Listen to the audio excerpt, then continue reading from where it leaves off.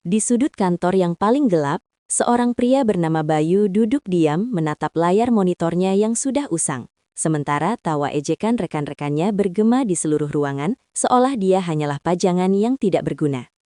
Tidak ada yang menyangka bahwa di balik penampilannya yang lusuh dan sikapnya yang pendiam, tersimpan sebuah rahasia besar yang akan menentukan hidup atau matinya perusahaan bernilai miliaran rupiah ini dalam hitungan detik. Ketika badai krisis digital menghantam tanpa ampun dan para petinggi perusahaan mulai gemetar ketakutan, lelaki yang selalu dihina inilah yang akan melangkah maju untuk menghadapi kekacauan yang tak mampu diselesaikan oleh siapapun. Matahari pagi baru saja mengintip dari balik gedung-gedung pencakar langit Jakarta ketika Bayu memarkirkan sepeda motor tuanya di sudut paling belakang area parkir PT Aruna Tech Solutions. Suara mesin motornya yang batuk-batuk seolah menjadi simfoni pembuka bagi harinya yang selalu penuh dengan tekanan. Bayu, seorang staf administrasi teknis tingkat rendah, melangkah menuju lobi dengan sepatu pantofel yang kuritnya sudah mulai mengelupas di bagian ujung.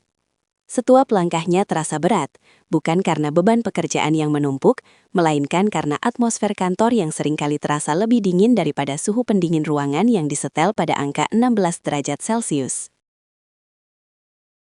Di lobi, dia berpapasan dengan Randy, sang manajer operasional yang selalu tampil necis dengan setelan jasa harga gaji 6 bulan Bayu. Randy hanya melirik sekilas, lalu membuang muka sambil menutup hidung dengan sapu tangan sutranya, seolah-olah keberadaan Bayu adalah polusi bagi pemandangan pagi itu. Di dalam ruangan kantor yang didominasi oleh kaca dan logam modern, meja Bayu terletak di pojok yang paling terpencil, dekat dengan mesin fotokopi yang sering rusak. Rekan-rekan kerjanya, Siska dan Doni, sudah duduk di meja mereka masing-masing sambil menikmati kopi mahal dari kafe ternama. Begitu Bayu duduk, Siska sengaja mengeraskan suaranya saat berbicara dengan Doni, menyindir tentang bau asap knalpot yang entah bagaimana selalu menempel pada orang-orang yang tidak mampu membeli kendaraan layak. Bayu hanya diam. Dia membuka laptopnya yang memerlukan waktu 5 menit hanya untuk masuk ke layar utama. Dia sudah terbiasa dengan semua itu.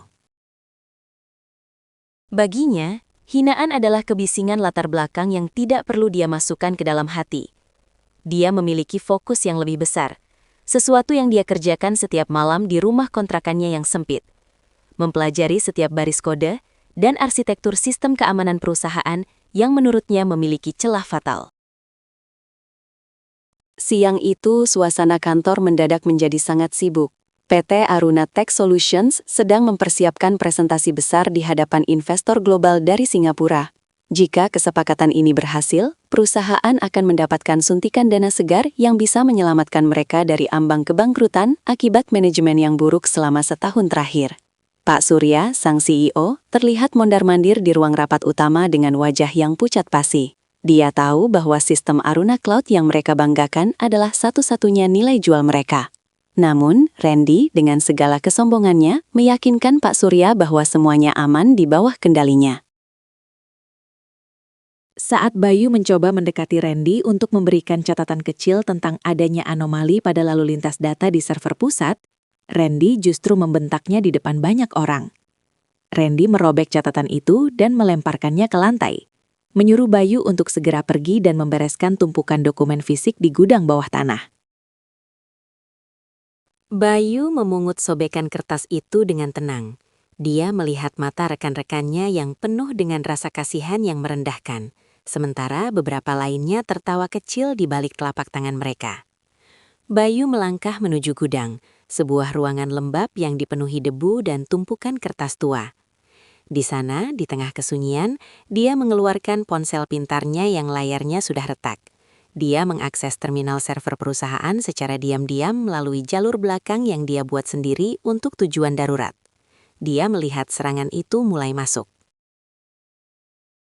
Bukan serangan biasa, melainkan sebuah ransomware jenis baru yang sangat agresif, yang bekerja dengan cara mengenkripsi data secara perlahan namun pasti dari lapisan terdalam sistem.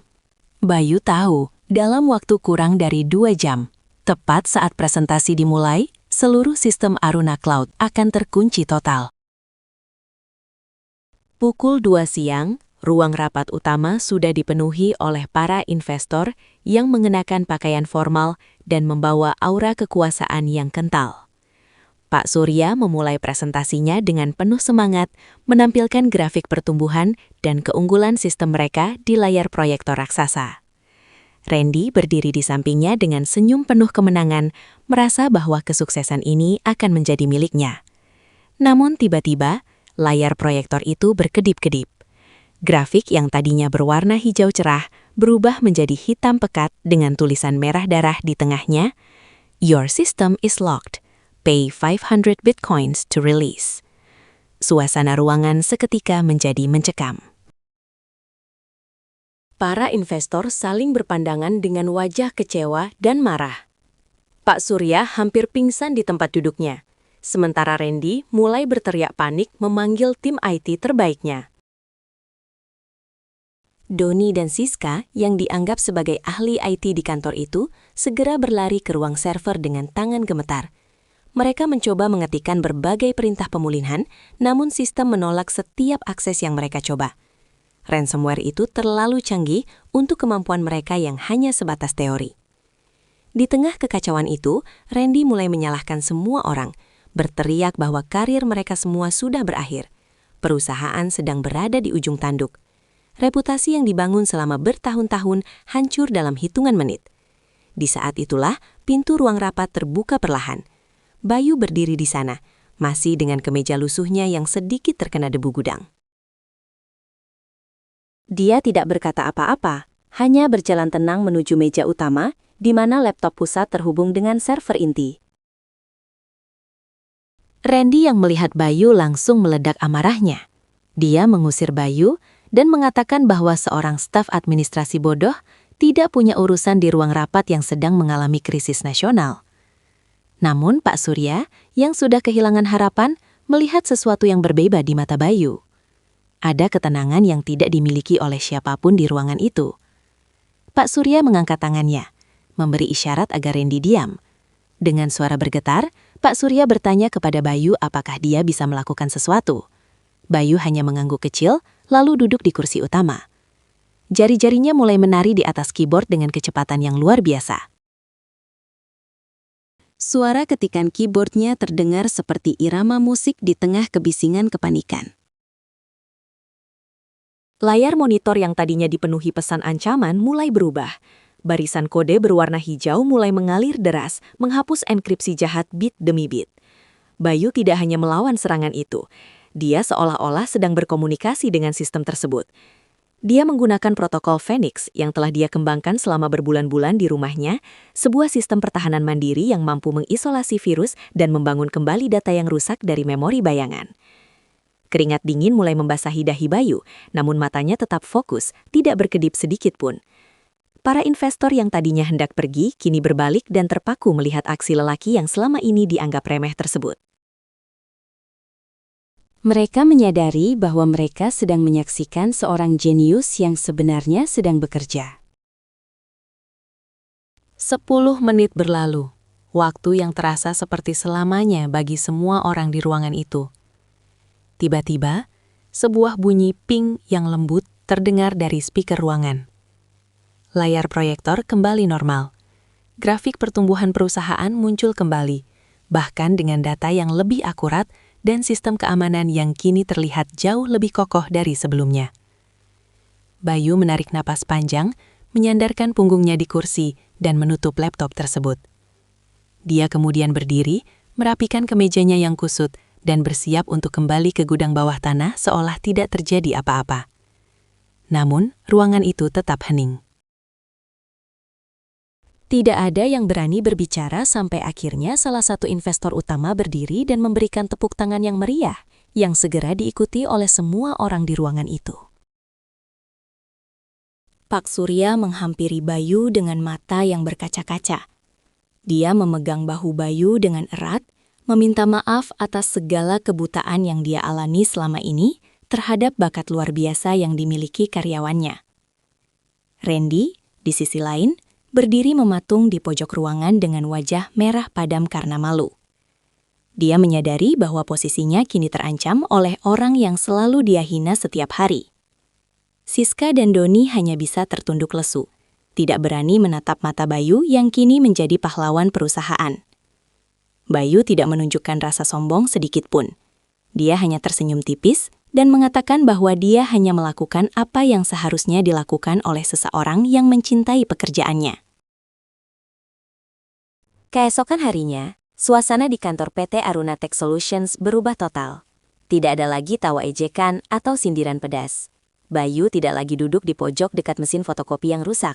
Pak Surya telah menyiapkan ruangan khusus untuknya di lantai paling atas, menjabat sebagai Direktur Teknologi Keamanan yang baru. Namun yang paling mengejutkan adalah permintaan pertama Bayu setelah dipromosikan. Dia tidak meminta Randy atau rekan-rekan yang menghinanya untuk dipecat. Sebaliknya, dia meminta agar mereka semua diberikan pelatihan ulang di bawah bimbingannya. Bayu ingin membuktikan bahwa kesuksesan sebuah perusahaan bukan tentang siapa yang paling hebat dalam menghina, melainkan tentang bagaimana setiap individu, sekecil apapun perannya, dihargai dan diberikan kesempatan untuk berkembang. Kisah Bayu menjadi legenda di kantor itu. Lelaki yang dulu dianggap sampah, kini menjadi fondasi terkuat yang menjaga perusahaan dari segala ancaman. Sepatu pantofelnya yang lama kini telah diganti dengan yang baru, namun sifat rendah hatinya tetap sama. Setiap kali dia melewati area parkir, dia tetap menyapa petugas keamanan dengan ramah, mengingatkan semua orang bahwa martabat seseorang tidak ditentukan oleh merek pakaian atau jabatan di kartu nama, melainkan oleh apa yang dia lakukan saat badai datang menerjang. Perusahaan Aruna Tech Solutions pun tumbuh menjadi raksasa teknologi yang paling disegani. Bukan hanya karena sistemnya yang canggih, tetapi karena budaya saling menghargai yang kini tertanam kuat di dalamnya, berkat pelajaran berharga dari seorang Bayu.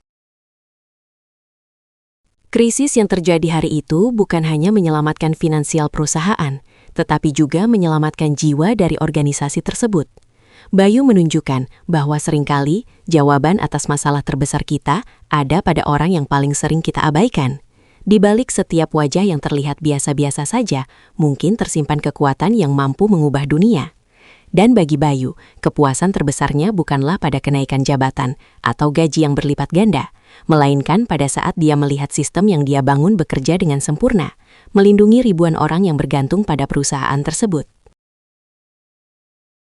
Dia telah membuktikan bahwa diam bukan berarti lemah, dan kesabaran adalah senjata paling mematikan bagi mereka yang sombong. Waktu terus berjalan, dan PT Aruna Tech Solutions kini menjadi model bagi perusahaan lain di seluruh negeri. Bayu sering diundang menjadi pembicara dalam berbagai seminar teknologi dan kepemimpinan.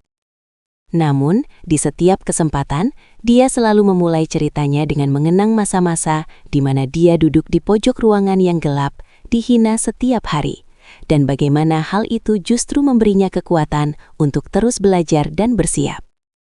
Dia mengajarkan bahwa setiap hinaan adalah bahan bakar untuk membuktikan bahwa mereka salah. Dan pada akhirnya, dunia tidak akan mengingat siapa yang paling keras berteriak, melainkan siapa yang tetap berdiri tegak dan memberikan solusi ketika semua orang lain sudah menyerah kalah. Kisah ini berakhir dengan pemandangan Bayu yang berdiri di balkon kantor barunya, menatap matahari terbenam di ufuk Jakarta. Dia memegang secangkir kopi, bukan kopi mahal yang dulu sering dipamerkan rekan-rekannya, melainkan kopi tubruk sederhana yang selalu menjadi seleranya. Dia tersenyum, menyadari bahwa perjalanan panjangnya baru saja dimulai. Di bawah sana, di ruang kantor yang kini harmonis, orang-orang bekerja dengan semangat baru, saling membantu, dan yang paling penting, saling menghargai. Bayu telah berhasil mengubah bukan hanya sistem komputer, tetapi juga sistem hati manusia yang ada di sekitarnya. Dan itulah kemenangan yang sesungguhnya bagi sang penyelamat perusahaan yang pernah terlupakan. Terima kasih telah menyimak kisah inspiratif ini sampai selesai. Semoga cerita ini memberikan motivasi bagi kita semua untuk selalu menghargai sesama tanpa memandang status atau penampilan. Jangan lupa untuk menekan tombol subscribe dan memberikan like pada video ini agar kami bisa terus menyajikan cerita-cerita berkualitas lainnya. Kami ingin tahu, dari mana Anda menonton video ini? Tuliskan lokasi Anda di kolom komentar di bawah agar kita bisa saling menyapa. Sampai jumpa di video selanjutnya.